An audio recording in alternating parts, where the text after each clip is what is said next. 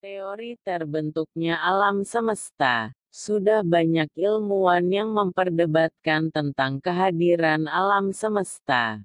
Kehadiran alam semesta yang dimaksud seperti dari mana alam semesta itu ada, kapan alam semesta ada, bagaimana alam semesta tercipta, dan lain-lain.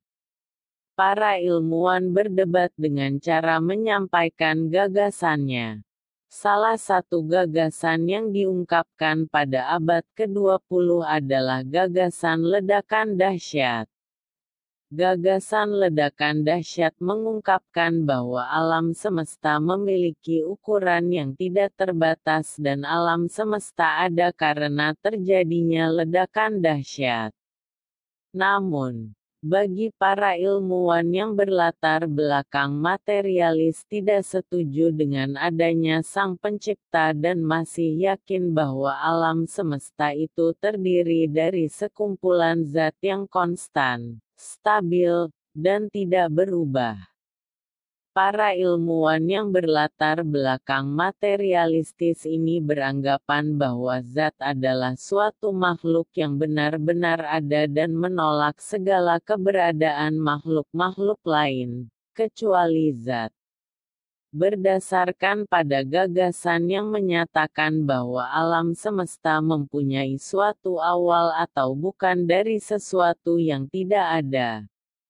Dengan kata lain, yakin bahwa alam semesta itu ada karena diciptakan dan melalui proses penciptaan. Karena keyakinan itu maka secara tidak langsung percaya akan adanya Sang Pencipta. Secara sederhana konsep ada dari ketiadaan, merupakan sesuatu yang tidak bisa dimengerti oleh manusia atau secara sederhana dapat diartikan seperti manusia tidak dapat memahami sesuatu hal karena belum berkesempatan untuk memahaminya. Hadirnya alam semesta dari ketiadaan merupakan salah satu bukti terbesar diciptakannya alam semesta.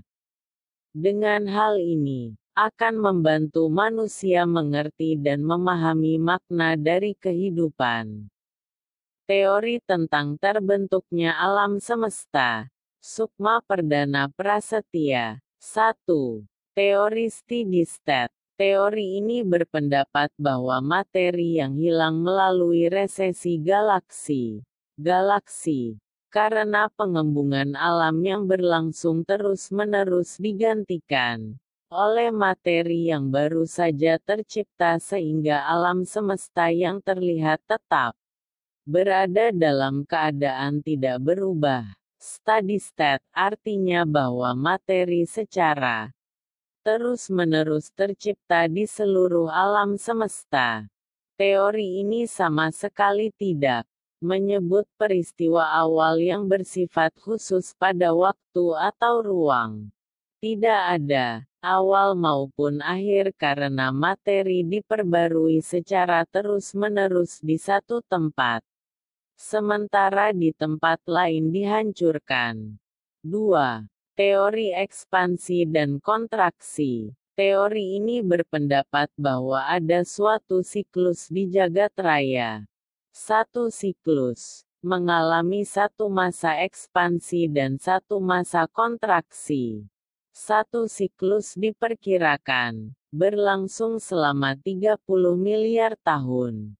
Dalam masa ekspansi terbentuklah galaksi. Galaksi serta bintang-bintang di dalamnya. Ekspansi ini diakibatkan oleh adanya reaksi inti hidrogen yang pada akhirnya membentuk unsur-unsur lain yang kompleks. Pada masa kontraksi, galaksi-galaksi dan bintang-bintang yang telah terbentuk meredup dan unsur-unsur yang telah terbentuk menyusut dengan mengeluarkan tenaga berupa panas yang sangat tinggi. Disebut juga oscillating. Teori mengembang dan memampat. 3. Teori Big Bang. Keberadaan awal pada peristiwa besar ini melengkapi ketidaktahuan manusia tentang awal mula alam semesta dan merupakan bahan dari spekulasi. Sesungguhnya yang mempunyai dasar kuat. Teori ini mengasumsikan sekitar 15 miliar tahun lalu. Dimulai dari ledakan yang dahsyat dan dilanjutkan dengan pengembangan alam semesta. Poin penting, Albert Einstein, ilmuwan pertama kali yang mencetuskan teori Big Bang. Dari semua peristiwa ini adalah waktu, materi, energi dan ruang merupakan satu keterpaduan. Kejadian ini bukan ledakan biasa tetapi cukup memenuhi semua peristiwa dari ruang dengan semua partikel yang menjadi embrio alam semesta, yang mendesak keluar dari masing-masing yang lain. Telah dijelaskan sebelumnya, Big Bang adalah teori ilmu pengetahuan yang menjelaskan perkembangan dan bentuk awal dari alam semesta. Ide sentral dari teori ini adalah bahwa teori relativitas umum dapat dikombinasikan dengan hasil pemantauan dalam skala besar pada pergerakan galaksi terhadap satu sama lain, dan meramalkan bahwa suatu saat alam semesta akan kembali atau terus. Konsekuensi alami dari teori Big Bang yaitu pada masa lampau alam semesta punya suhu yang jauh lebih tinggi dan kerapatan yang jauh lebih tinggi.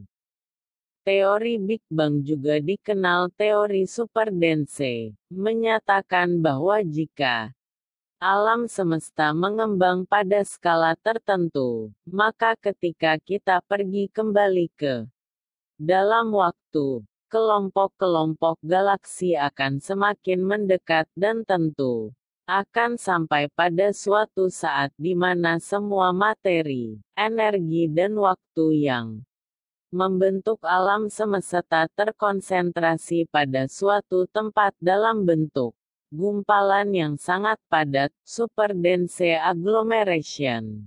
Dengan bekerja mundur dari peringkat resesi galaksi-galaksi yang teramati, ditemukan bahwa galaksi-galaksi itu diduga telah berada berdekatan satu sama lain sekitar 12 miliar tahun yang lalu. Dipostulasikan bahwa saat ini ledakan hebat menyebabkan alam semesta mengembang 10⁻30 kali atau lebih dari ukuran aslinya. Sebagai akibatnya gumpalan yang sangat padat dari materi dan energi berserakan menjadi banyak bagian, yang semuanya berjalan dengan kecepatan berbeda-beda ke arah berbeda-beda pula. Hasil dari ledakan ini berkondensasi, membentuk benda-benda langit,